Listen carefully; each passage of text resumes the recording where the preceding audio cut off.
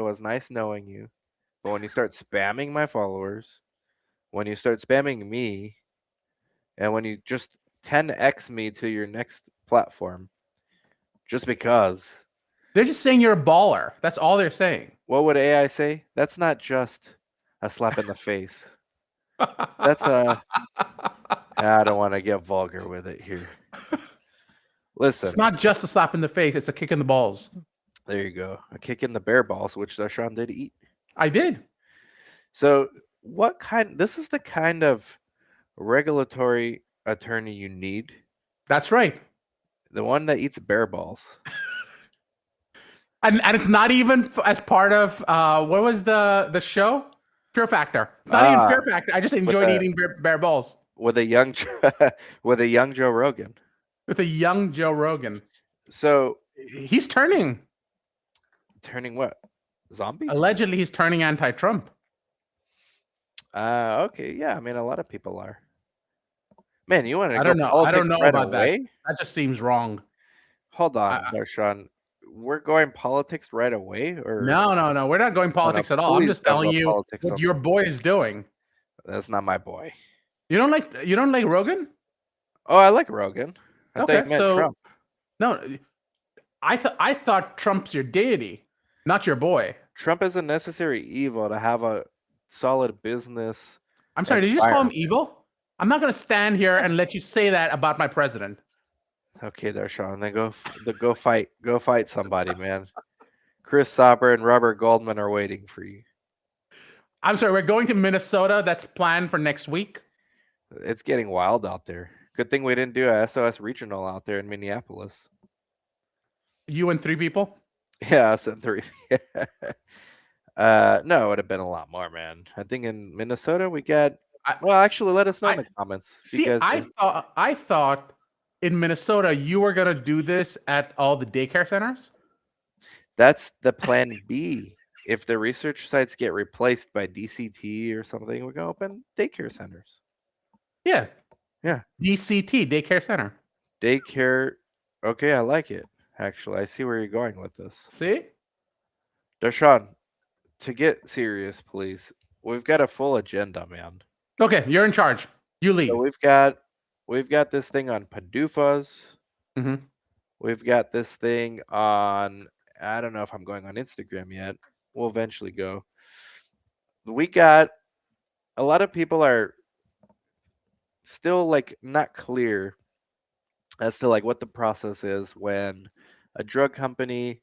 First of all, when they send. So who are these people? Let's start with the people. Who's the audience here? Okay, the audience is a combination of just number one, curious clinical researchers that are trying to be more holistic about the end-to-end process, right? Not just focusing on the trials, but looking at the regulatory pathways and all that stuff. A big segment is the investing community. So these are retail investors looking for the next 5x, 10x biotech gain. And others are just life science people, I think. Just okay. LinkedIn, so here's my advice for that second set of people. Just to be clear, I don't invest in this, so I have no disclosures about this. But apparently, you can either invest in the Nancy Pelosi index or the inverse Jim Cramer. And I heard that the inverse Jim Cramer did better this time. And the inverse Jim Cramer is killing Aquestive Therapeutics right now. I think I blame Jim Cramer for our problems. But okay, so let me paint where this stemmed from. Let me paint where this stemmed from for the Aquestive fans. We're going to use them as kind of the icebreaker for starting this conversation about PDUFA, all this stuff. So Aquestive submitted NDA. It got accepted. I believe this was like September. The FDA accepted it, I think, within the 60 days or whatever that they're supposed to.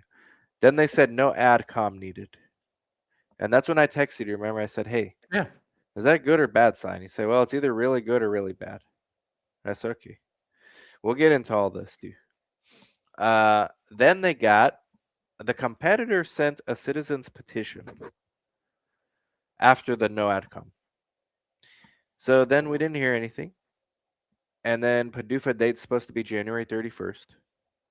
And then last week, January 9th, we got a discrepancy letter or a deficiency letter. Sorry. They didn't say what.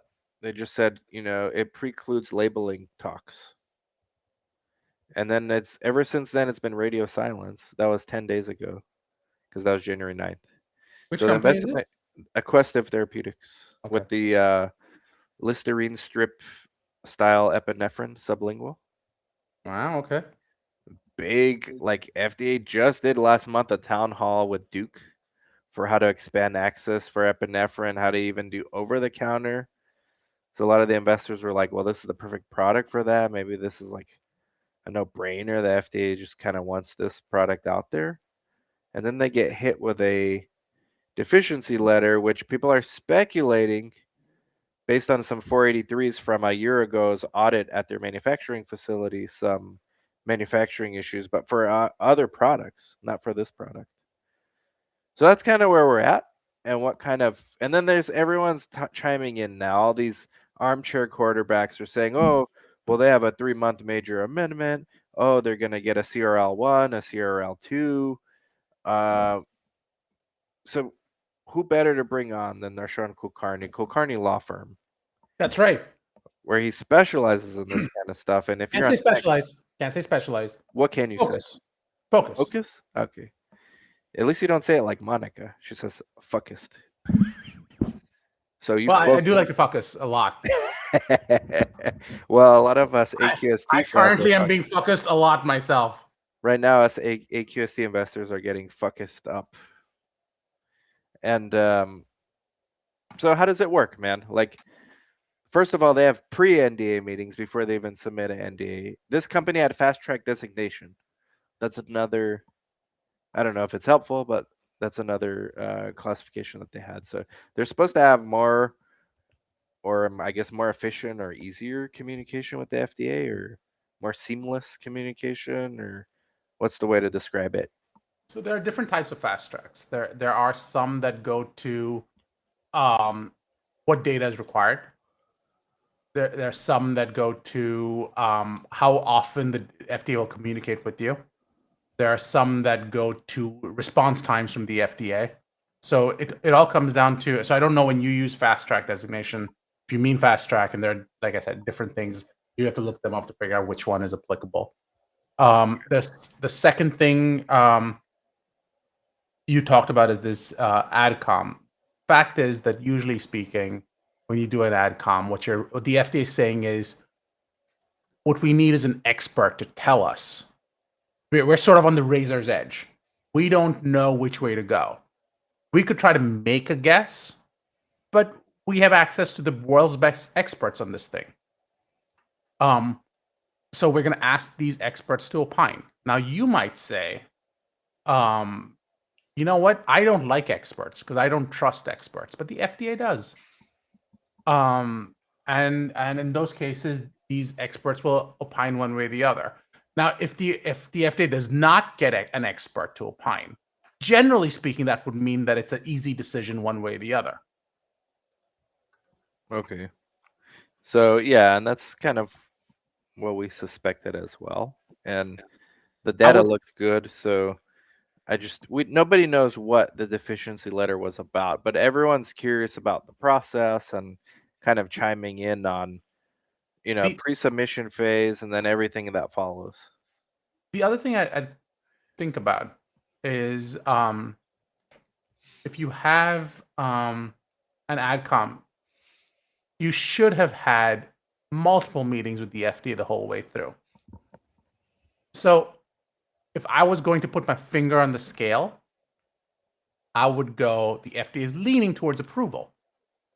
Because why would you have had all these meetings? If they're going to do an AdCom, you're saying? Well, no, if you get to a point where you're submitting an NDA, okay, you kind of know where the FDA is going to take you. The FDA is going to approve you. Because otherwise you would have stopped well before that point. But there's a lot of CRL letters that still get submitted. That goes to whether a complete response was provided. So that doesn't speak to approval necessarily.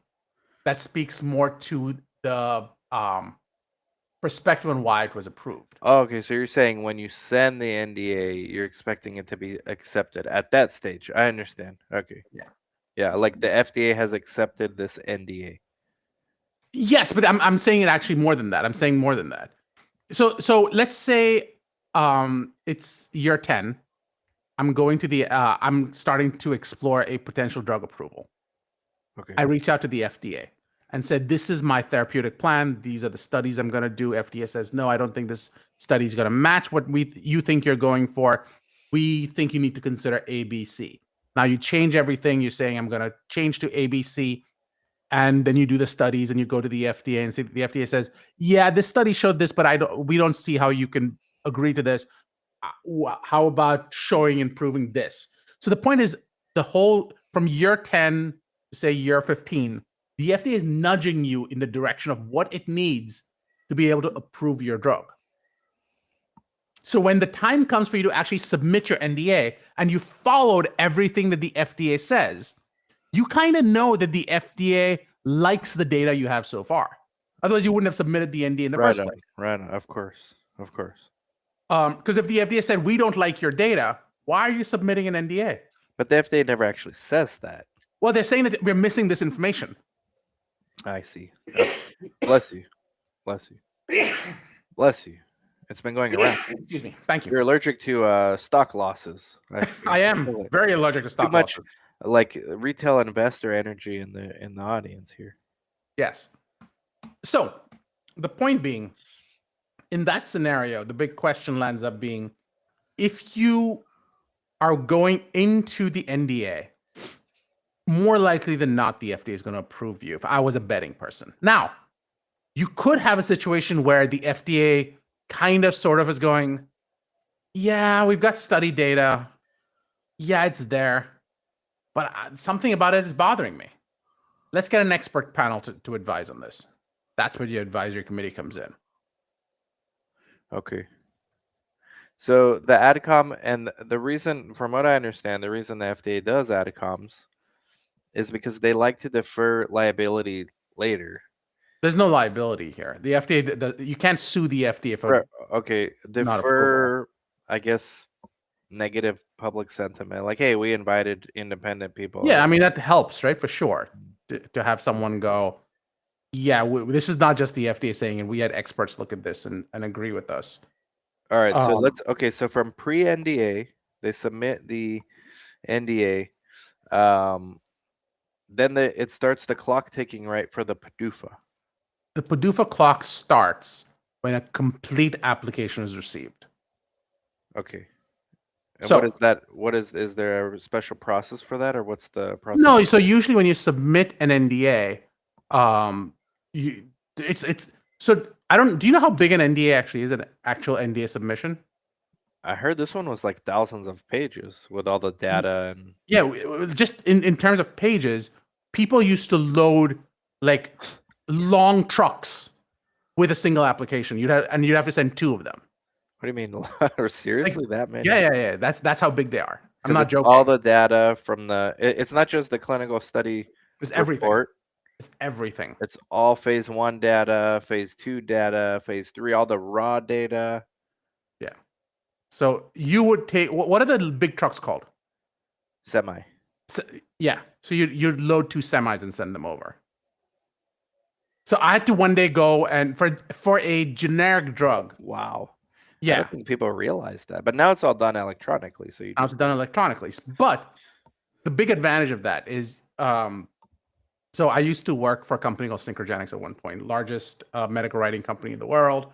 They are publicly traded now, and we had the premier software for applications.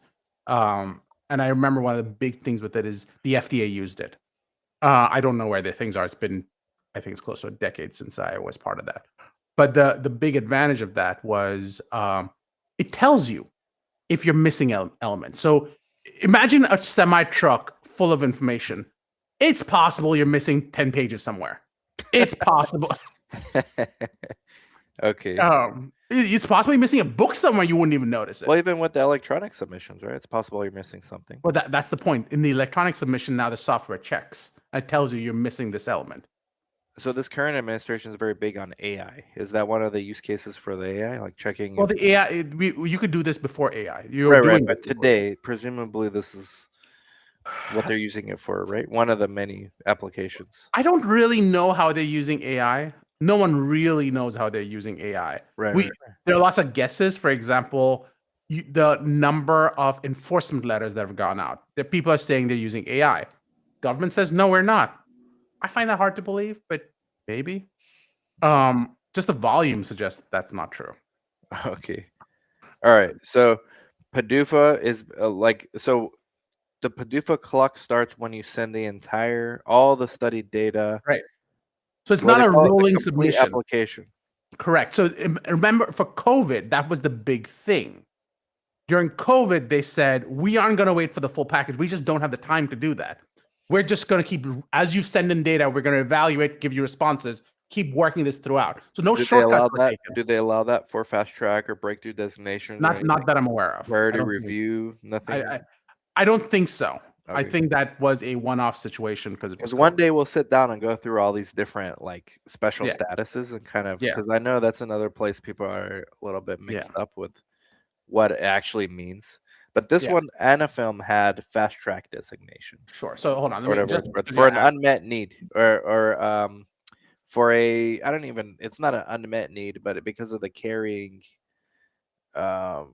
function of epinephrine, like a lot of people are not compliant with carrying their EpiPens or auto injectors, this was like an unmet need. So there are 3 types of fast tracks. There's breakthrough therapy, there's accelerated approval, and there's priority review.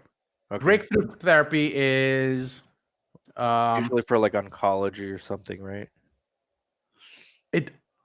All fast track designation features intensive guidance on an efficient program beginning as early as phase 1.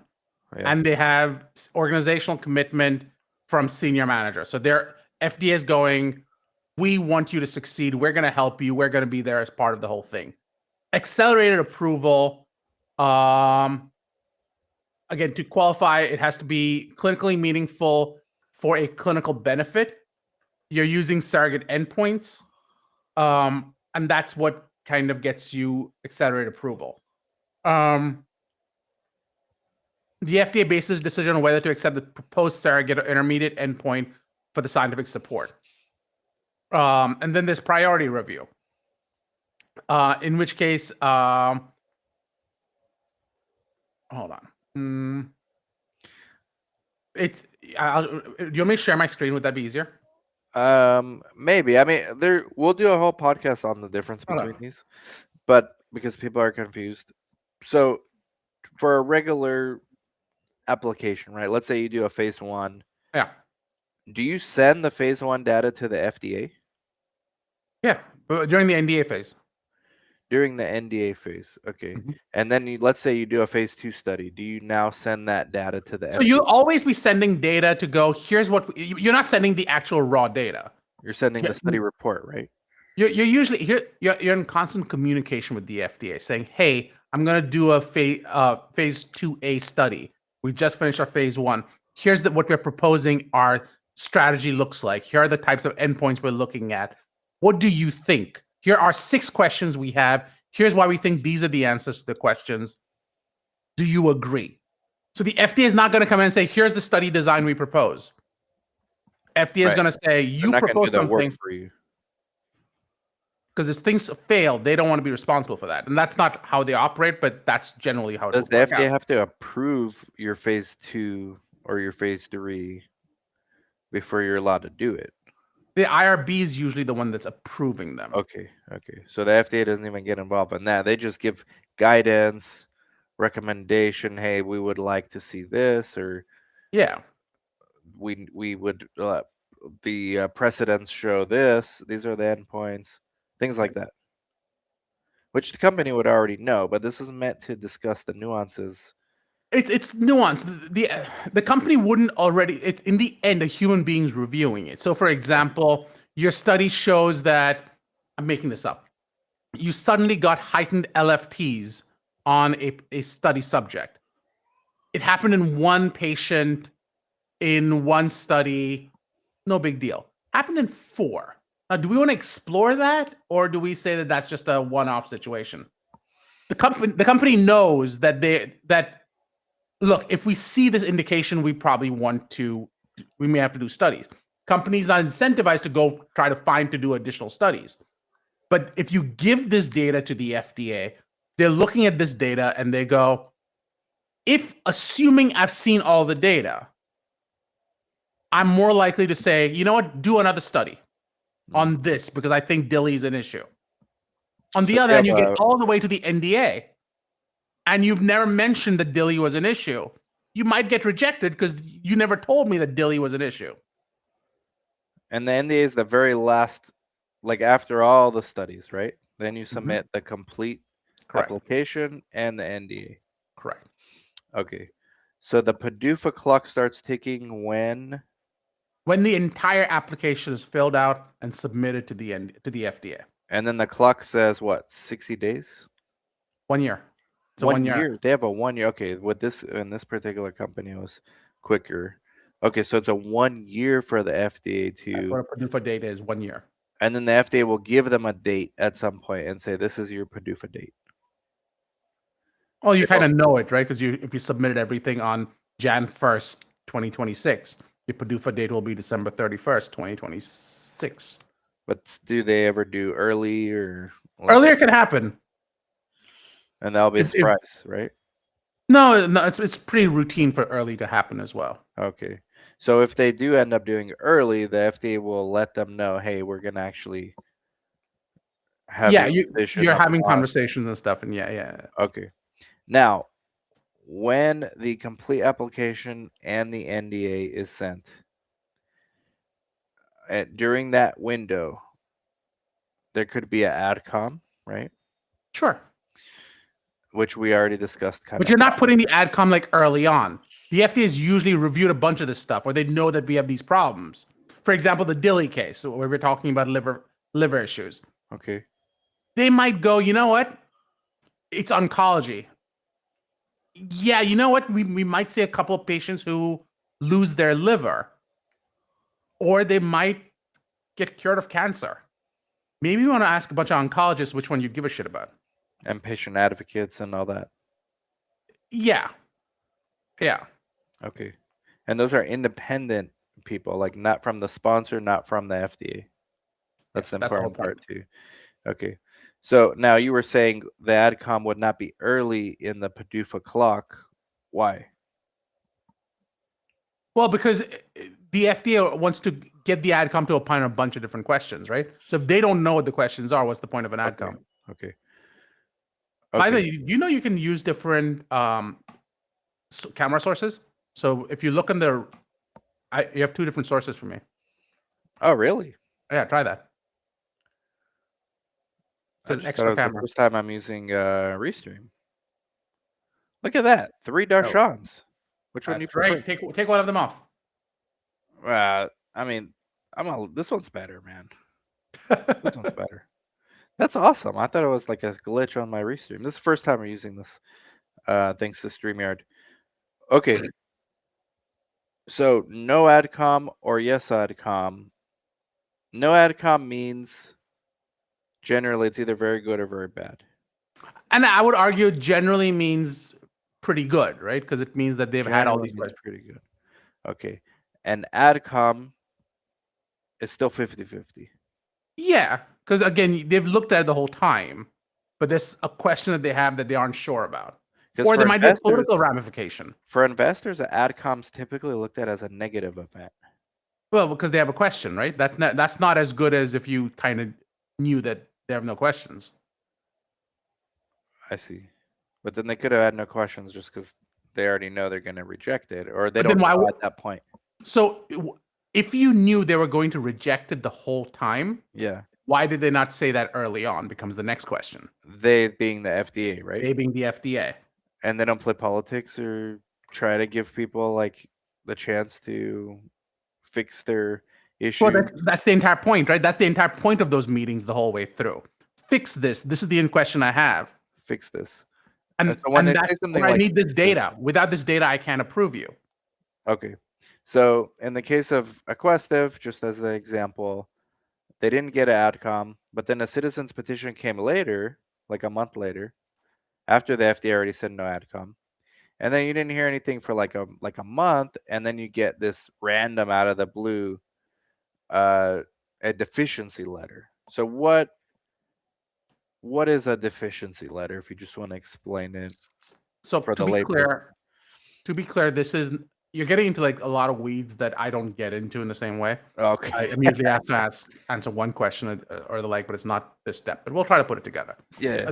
The second element of this is a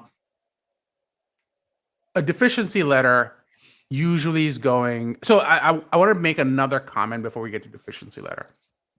One of the more famous recent ones was psilocybin. They all expected psilocybin to be approved.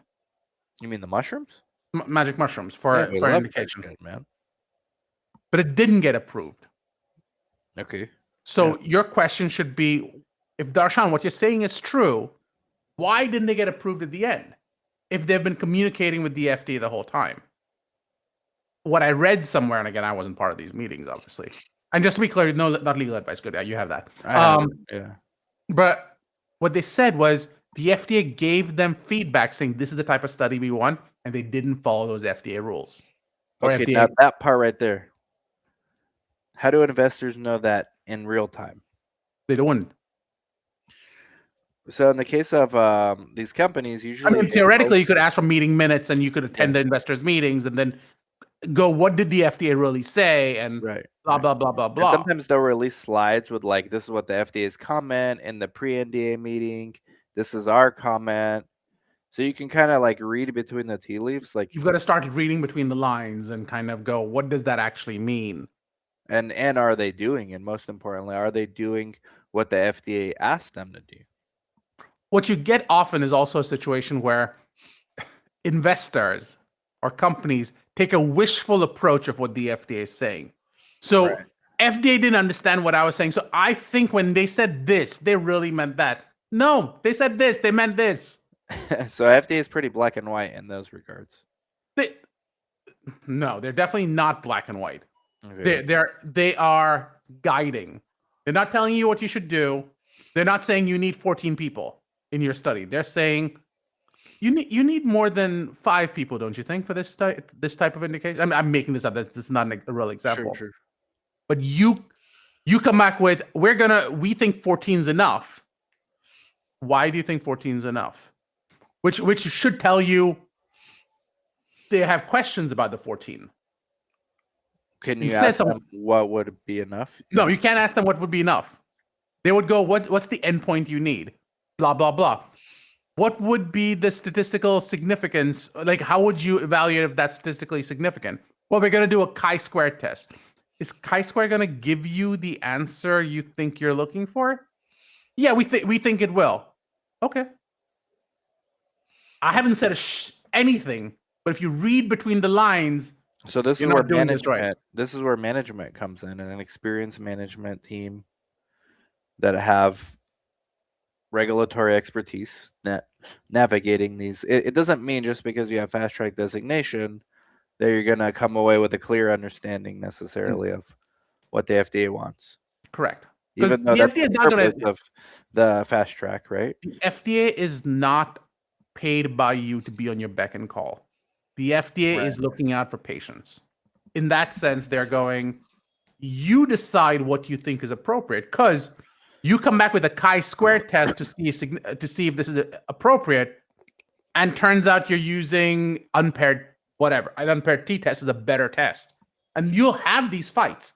You'll have FDA statisticians battle with your statisticians going, we think this is the wrong test. Okay. So a company can clearly go the wrong route the entire time, like 2 years, 3 years, and thinking that the FDA, they're on the same page when they're really not. Correct. So how does an investor spot that difference? Just reading the tea leaves or looking at precedents of other studies from the past? Well, I think a few different things. Number one, you might look at if you're the 10th beta blocker, and you're going, what did the FDA ask the first 9 times? Yeah. And why would this one be different? Would it ever be different? Sure, there's more than one way to skin a cat, Okay. but it's usually not. If you've got 9 different applications that have been approved, if I'm doing the 10th one, I'm trying to follow what the first 9 did. But aren't you trying to show you're a lot better or more convenient or something? You have But you're still going to have the same basis. I gotcha. You might have a new endpoint, but you're not going to change everything else you were doing. So they're not grading on a curve just because you're the 10th. Correct. Well, sort of. They want to know. Complicated, man. It gets complicated because you're going to go. The first time you're doing an oncology treatment, yeah, you know what? There's nothing else like this. I'm willing to give you some leeway. Right. 10th time, and there are like 10 different applications. I'm going to be a little harder on you because I'm going, you're not going to add any value for just like every single other one we approved so far. But they let you know that in advance. That one's a harder one. They'll let you know that your adverse event profile is not looking that great. Like you need more data. But there are lots of companies out there. But my question is, like the fundamental question, what I'm asking is, if you are the 10th of whatever for hypertension. Yeah. And the 9 got, based on these endpoints, these were the metrics that they had. Yeah. Is it safe to say as long as you hit those metrics and you are within the range of the safety, like the same safety profile, you have a good chance, or do you need to you have a pretty good chance at that point? You have a pretty good chance at that point. If you're the FDA ever look at things like how much this will cost? Nope, they're not allowed to. Okay. So that's important. That's important because there are some companies that have very expensive treatments, and a lot of the investment community is like, well, the FDA will never approve this. It costs too much. FDA is not allowed to look at cost. So that's a myth. It's a myth. There is some discussion out there that I heard McCarry's starting to raise that question, but it would literally require an act of Congress to change that. And now supposedly the FDA's got more transparent about letting companies know why. I see. But I could see why people say, well, this is all a political game, because if the FDA likes you, they're going to approve you. No. If they don't, they're not. No. And that's why I have an issue if the FDA becomes a political body. Now, there might be, if you look at my interview with... Another myth then. Oh, let me finish. Okay. I interviewed Rob Califf, ex-FDA commissioner. And really, really interesting question on it was, I was like, he told me that there are questions where he had to go up all the way to the highest levels of government, and it was him against Al Sharpton. He lost, which means that there are political questions that still come up.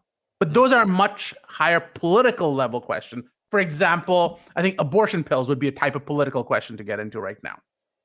But it's unlikely to go, Joe Schmo drug out there, can we get it approved?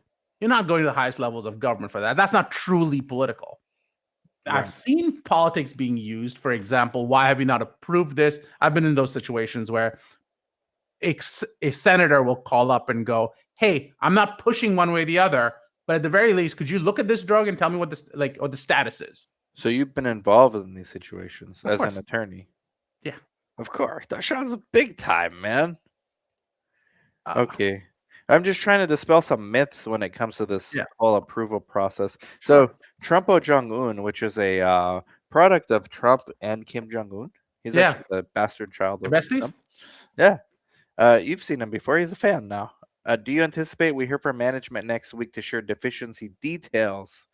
So the PDUFA, like I told you, for this particular company, but this applies for any company if you're watching in the future, the PDUFA date's January 31st. So they got this deficiency letter, which was very vague, on the 9th. It doesn't really say what it is, and then even management said, we're going to find out what it is, and we'll follow up. I have no way of knowing. Heard anything. We have no way of knowing when they'll know. Right. We're not going to predict when or if, but does the company have an obligation to share anything, or what's the limitations on that? So SEC requires any material information to be shared. So if you what go does that to mean, Edgar, material? Like, what does that actually mean? there are literally books written about that word. Well, we need it on the live stream real quick. Something that matters, something that would affect investing decisions. I mean, that's literally anything. All right. Now you understand why it's so difficult. Why it's a book, yeah. So the answer is they don't actually have to come back. Like, if they know what the issue is, they would have to disclose that. That's material. Yeah. If it's material, they need to disclose that. If it's I was missing a comma, they're gonna be like, we addressed it. So it said We this were is missing a critical study that required approval. Yeah, So that's the kind of FDA material. the FDA letter said something to the effect of, we've encountered a deficiency that would preclude labeling talks. That would I don't know what those words mean. Preclude labeling talks. What does that mean? You mean it's missing labeling toxicity data? Is that what you're saying? We can't talk about label yet. It looks like they're at the last stretch. Okay. No, what they're saying simply is to get to discussing the label, I need to have all the data first. I'm missing data. Okay. But we just again, I'm reading purely what you're telling me. I have no idea. Right. And do you think the company would know by now, or is the FDA that hard to get a hold of?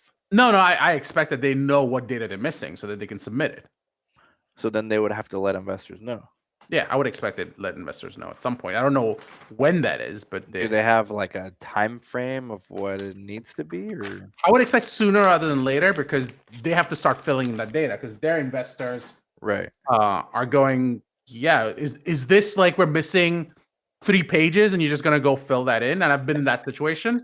Or are you missing like 4 books and like half a semi truck? Because that's a different beast altogether.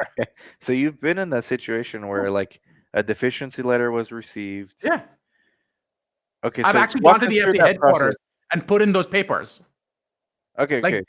So just walk us through this process of your own anecdotal experience of the company that you were consulting for got a deficiency letter. I imagine they call you right away. Yeah. Hey man, we don't even know what it is, what it says. How do we find out what the FDA actually wants? So in that specific instance, it wasn't as complicated as that. It was more like we're missing. I think in this case, it was literally we were missing page numbers.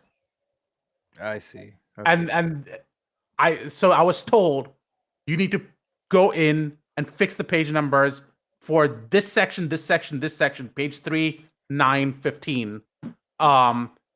In not just your version, but in the FDA's version, because they're two identical copies.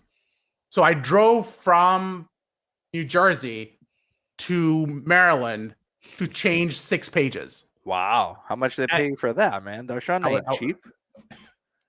And then at that point, we don't answer these questions. I went into the FDA headquarters and said, "Here's what I have. I need to change these pages." This guy walked out with like, what do you call the things where you push, like 15 boxes. Wow. And I had to dig through those boxes, find the 3 pages, switch them out. So he just brought all the boxes. He didn't tell you what. Remember, they're semi trucks. Right. Okay. This was him going, I'm trying to be surgical here. I see. And the way they review is different. People are reviewing different things, right? So it's probably like one particular reviewer. Mm-hmm. So it's in his or her pile of things that they need. Okay. And then, but if there were a case where the letter was vague, does somebody call the FDA, presumably? If the letter was fake. Vague. Oh, yeah, you would go, hey, because they'll usually end with, if you have any questions, call us at this number. So you'll just call. Okay. So then, theoretically, you should know within. Yeah, you shouldn't be walking in like blind, going, let me guess which page number you want. So I'm wondering why it haven't been announced yet. It's been like 10 days. Oh, no. So they may have just received a thing saying, hey, we're not approving it right now because we're missing pages or we're missing data. And now the dance starts. Because they'll say we're missing data, and obviously the company's going to go, we're not missing data. We have blah, blah, blah in there. I see. And they're going, no, you're missing this portion of that data. But we have this if you look at it this way. But that's not what we have. Like, back and forth. So because they don't actually finalize maybe in a few days, business days, exactly what it is. They're not going to send investors the 8K to say, hey, they need to be crystal clear of what the issue actually is before they release anything. So as long as they're not clear, they don't have to release any statement. Dude, they don't know yet. Okay. So you think it's very plausible they don't actually know what the hell the issue is? Only possible. Okay. So then that's the deficiency letter. So now you get to PDUFA date. Okay. Mhm. And you get, from what I understand, 3 potential, or 4 really. One is complete rejection, like they're not even right. Is that Yeah. a option? Like, Yeah. this is not a CRL; it's just a rejection. Yeah. Meaning what? Meaning we can't approve your drug. No matter what. Psilocybin was an example of that. It was rejected. Meaning no more trial or no additional design. No, you can take that data and start again, but that PDUFA date doesn't matter anymore. You're going to start from scratch or whatever it is that you need to do. Do you have to start all the way from phase 1, or you just go back to phase 3? You can reference old data. You can always reference old data. Okay. Gotcha. Okay. Then the next option is obviously. Remember, you just paid. I think it was $200,000 last time I checked. It's much higher. It's close to $1 million, isn't it, for an actual PDUFA or for an actual filing? Here, I'll tell you what. Yeah, let us know. Filing.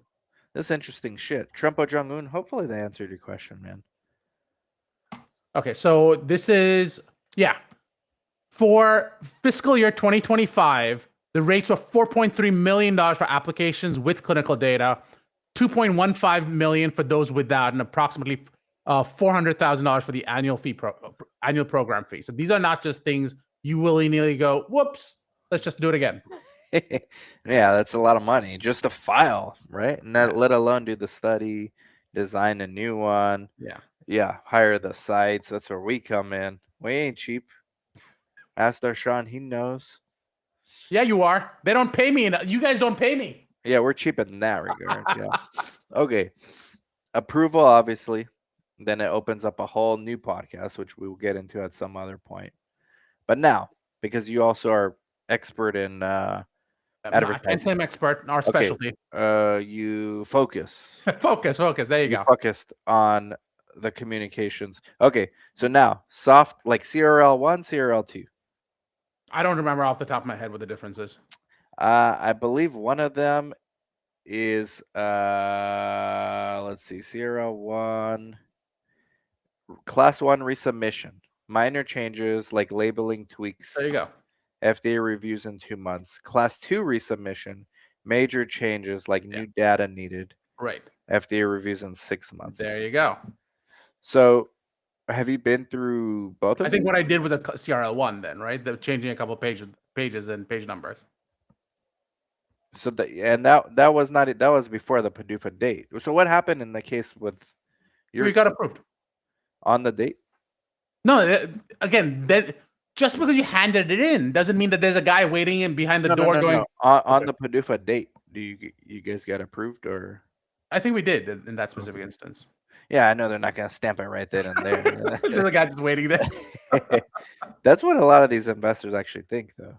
Really? Okay, so there's actually approval, complete response letter. So they list. So complete response letter is simply we got the data. I'm not opining on the data. I just got the data. Okay, complete response letter is no approval, list deficiencies, not a final denial. Right. Sponsor can resubmit. So the potentials are type A post-action meeting within 30 days for clarification. Right. Okay. Then you'll have either a class 1 resubmission or a class 2 resubmission at that point. Right. Okay. Then it's rare, but you'll get a tentative approval sometimes, but it's more for generics, like when it's a patent issue. Is that right? Usually the FDA doesn't get involved in patent issues. Okay. And sometimes there's what's called a missing element to cover. It's an appeals process if the sponsor disagrees with the CRL. Right. So you can always basically the full spectrum. Get very far, but that's the full spectrum right there. Have you ever been in a type A meeting? No. Usually they avoid taking the lawyers into those meetings. Why? You don't want to scare the FDA because the moment you take your lawyer, the other side brings their own lawyer. I see. Even when I'm negotiating, a lot of times I tell my clients, don't even mention that I'm there necessarily. You go have the meeting. You and I can have a conversation up front. I mean with the FDA, but I also mean with other people. Like, I'll guide you, but unless you're trying to raise the temperature in the room, I shouldn't come out yet. You don't want, and they don't want to do that for the most part. Exactly right. Exactly. Sometimes you do, and I've done that. You've done it? Oh yeah, you'll not with the FDA. Well, actually, no, even with the FDA, I've done that. Can you give an example without inspections? So what did you come in guns blazing with? No, so you don't. I don't have to come in guns blazing. I come in trying to be really nice. Because I know it raises the temperature. It's the moment an FDA inspector sees you, they now have to be careful about what they say. They don't want to get fired ultimately. Well, not just they don't want to get fired. Anything they put down or say could be used by me against them and against the FDA. So, for example, if they come in and say, we think that you guys are terrible. You guys are a terrible site. Let's say that's what the investigator says. That one of your sites you used was a terrible site. Yeah, let's say that's what happens, right? Okay. And if I'm in the room, I go, how would you even know that if you've never been? I have a feeling you came in here prejudiced already, which means that my site was. You just make a whole different thing, and that's why the investigator is going, I don't want to be part of this shit. I don't need the smoke. I see. So you stay away from that. So you're usually when I do these, for example, in the context of inspections, I organize what's called a war room, which is have you and I spoken about war rooms before? From the site level, but are you talking about like a manufacturing plant? Manufacturers, you do that with everyone. Let's go through that. So let's say the company gets audited at the manufacturing facility. What does that day look like, or week, or? So the first day, first hour, the inspector comes in and shows you their credentials, and they say, I want to inspect. First thing you do, investigator comes in, have them sign in, check their credentials, make sure that they are who they say they are. Second thing, no one ever leaves the investigator alone. You do not leave the investigator alone at any point. Even they go to the bathroom. I don't give a shit if he's good. If he's taking a shit, you're sitting outside smelling it. Serious? No, not that obviously, but like you're gonna be. He's not walking around. You're helicoptering him. Yeah, you're not. I don't want my. If let's take a manufacturing plant only because it's larger. Yeah. But I don't want an investigator just walking through my floors. I don't know what he's gonna find, what she's gonna find. I don't know what context they're gonna have. I want everything they do to be with someone I trust. Okay. So when they show you those credentials, have them stand exactly where they are, or take them to a facility, to like a meeting room or something like that, away from everything. Let them set up, and then someone from your side is going to go meet them. Usually speaking, I will say it's someone in charge, and it's going to be someone who's going to shake their hands. Why someone in charge? Because that way the FDA knows that this place is being properly managed, that there's someone in charge who can take questions. They want to know that, because otherwise the FDA will basically say it's an unmanaged organization that does not have appropriate oversight. Which will lead to a warning letter. Which can lead to all kinds of other downstream. It typically won't lead to a warning letter, but it helps assure the FDA that we are in control of the situation. Okay. Then that person's gonna have another person with them. That other person's usually going to be. It's gonna be a deaf mute who knows how to understand English but does not know how to speak it. Why? Because you don't want that jackass speaking. Because when the FDA comes in, everyone suddenly wants to either be their best friend or show that they have managed FDA investigations. I don't need either one of those two people in that room. Okay. I want the deaf mute to be there typing notes. Thanks, Helen. They're just there for that. They're literally just taking notes. I need water. They're going to go into the computer, type in, he needs water. I'm not leaving him alone. I see. Yeah, Helen says audit 101. Yeah. Okay. Oh, should I keep going or stop? Well, should we do a separate one on audit we can do 101? a separate one on like 483s, Sure. like facilities and Yeah. research sites. Yeah. I wanted to make sure we got through all of it from the PDUFA process. I think you answered most of the questions, man. I know. Uh, Priority, yeah. I mean, there's a lot of information requests, mid-cycle meetings. Can you kind of talk about what's a mid-cycle meeting, or? Well, usually you have like planned meetings, right? And sometimes you just need to talk to them before the next one's due. And this is after the NDA submission. So what is there to actually talk about? No. So it depends on, is this mid-cycle? There are different types of meetings. There's ABCs, and then I guess during the I haven't been part of a mid-cycle. Yeah, meeting. well, there's a pre-NDA meeting, which is like a Yeah. type B Sure. meeting. Yeah. Formal PDUFA meetings requested to discuss Yeah. the planned content. 60 days within the FDA receiving a written request. Yeah.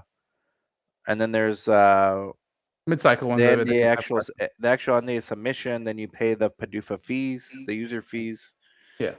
And then there's the filing review, acceptance or rejection within. And they may have questions as a result of that, and that's probably your mid-cycle review meeting. And then you have either a standard review or a priority review. Standard review is 10 months from the filing date, or 12 months from submission. So what's the difference between the filing date and the submission? Dude, you're asking like hardcore, like nuanced questions now. I usually just use the 1 year date. Okay, 1 year. Yeah, because it's approximately 12 months from the submission. Yeah. Priority review 6 months from filing date, or receipt for non-NMEs. New molecular entities. Okay. I mean, I think we went through everything, man, for this PDUFA. It's not as clear as I thought it would be. Like, there's a lot of Helen, potentials. Helen has a comment. Never offer info. I'd go farther than Helen. I don't want that person in that. Anyone who wants to offer information, get them out of that room. And succinctly answer what's asked. People have a really tough time. Yeah, but again, I don't. So I'd go much, much further than Helen on that one as well. I don't want a person who does not have direct information. So if they ask a question about, let's choose the manufacturing facility. If they ask a question about how this machine works, I don't want anyone except the guy who uses that machine every single day to answer that question. I don't want your supervisor there. I don't want the lab tech who walks in, sees that machine work. I want to know the guy who's an expert on that machine, how does it work? If he's not there, my guy's not there, I can bring him in for you. So in the context of a site, how who signs the delegation of authority log? According to my SOP, these are the people who sign the delegation of authority log. That's the only people who can sign it. Well, what actually happens? I can only comment on what's written here. How often do you? Are you usually there with these people to? So you want to do audit 101 or do you not? Because I usually we'll do audit 101. So there's just a little.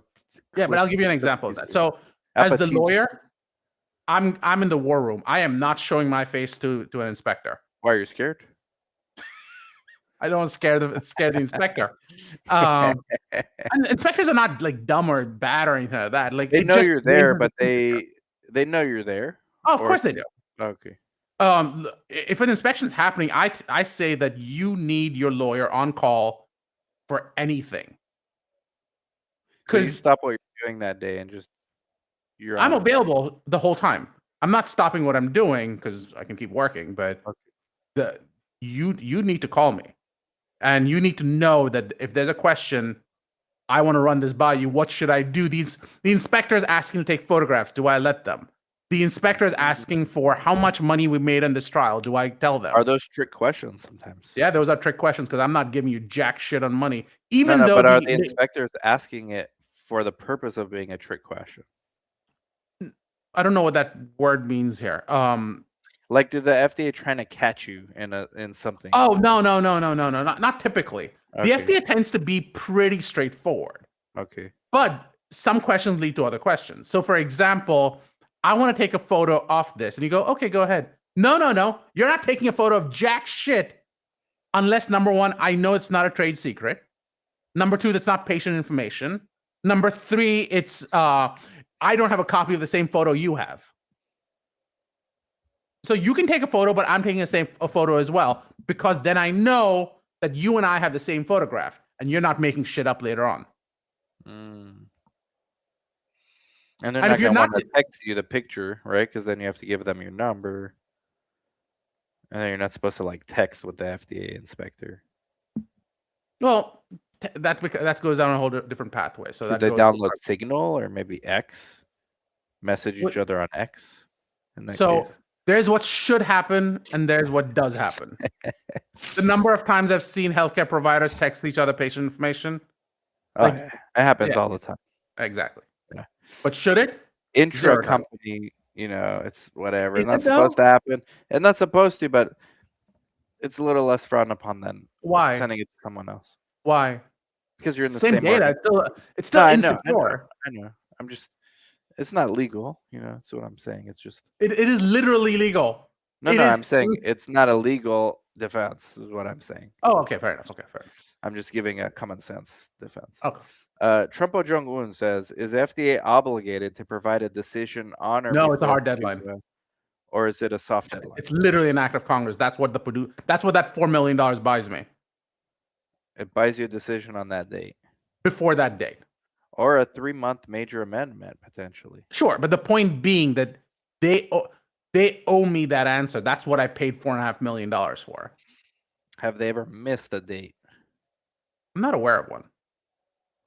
I'm sure they have, but I'm not aware of one. Was that? Batting 1,000. Yeah, I would be surprised if it. I wouldn't. It's definitely not routine. And they could announce earlier, right? They can. So the idea was, here's what actually happened. This is like 1995 or so. NDA reviews used to take 6-7 years sometimes. Jeez. And you're just going, this is ridiculous. And they said, we don't have the people. We don't have, and Congress isn't giving us any more money. So that's where that compromise came from. PDUFA was, you know what? You give us money, we'll give you timeliness. I'm not saying you'll get the approvals, but it's literally like a driver's license. And when was this? What year was this? Like 1995 or so. And the argument against it was, well, now you're allowing the rich companies to just pay them to get. That's part of the argument. Then there are the people who are saying, oh, now you see how drug companies are paying for approval. You're not paying for approval. You're paying for a review. Right. Which would have taken 7 years instead of 10 months. Correct. Or 6 months now that we being the FDA has some resources. Exactly. Okay. And then they start doing other shit. So they use that additional money to go, we're going to put out more guidances. We're going to tell you how we're going to evaluate these things. Because otherwise the FDA just didn't have the manpower to do any of this stuff.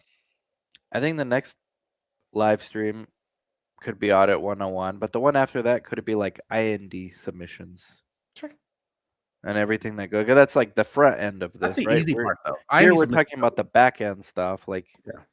And then we can talk post approval later too, because you focus on this area. I do a lot of post approval stuff. You do a lot of focusing on this.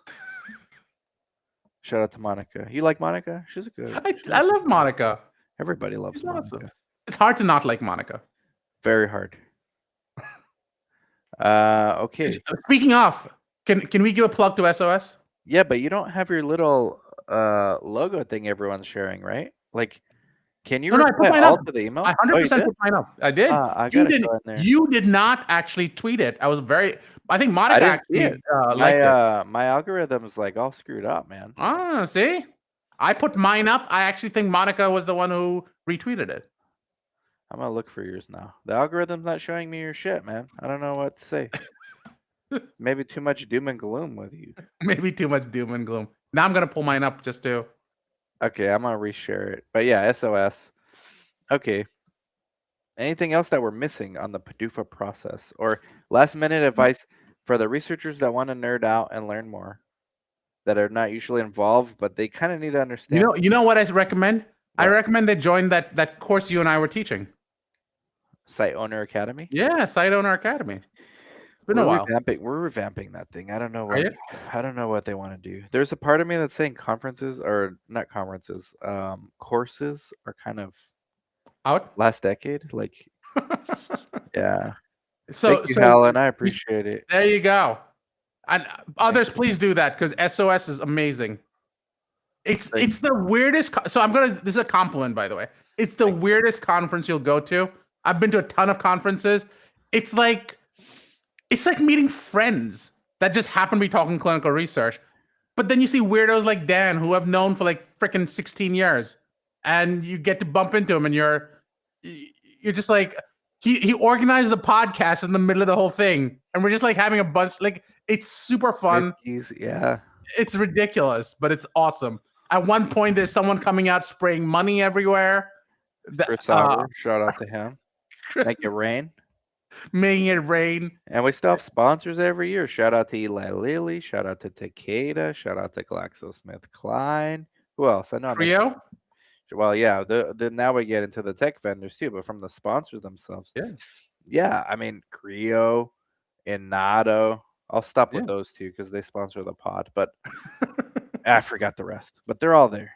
They're all there. eClin Pro. And where can they see the list of sponsors, Dan? eClin Pro, Patient Ace. They could go to saveoursites.com. There you go. And hotels are sold out. Did you know that? Omni. No more problems like the Omni. The Omni screwed us over. We actually needed an attorney to handle that. Wrong attorney. You're the wrong attorney for that, I believe. I am the wrong attorney for that. That's what I was saying. But you are the right one for PDUFAs. If you need help with your regulatory and someone that really can hone in and get focused, it's there, Sean. I'm here to focus all of us. And if anyone has questions, comments, or concerns, he's on LinkedIn. He's on X. Yes. He's on YouTube. I am. Facebook? I am. I don't do Facebook. I think Dan was suggesting OnlyFans as well. For those OnlyFans is a great platform. They allow long form content now. Is that what we're calling it? Yeah, sure. Feet pick with some clinical research thrown in. A little PDUFA action. Like, subscribe, comment, share.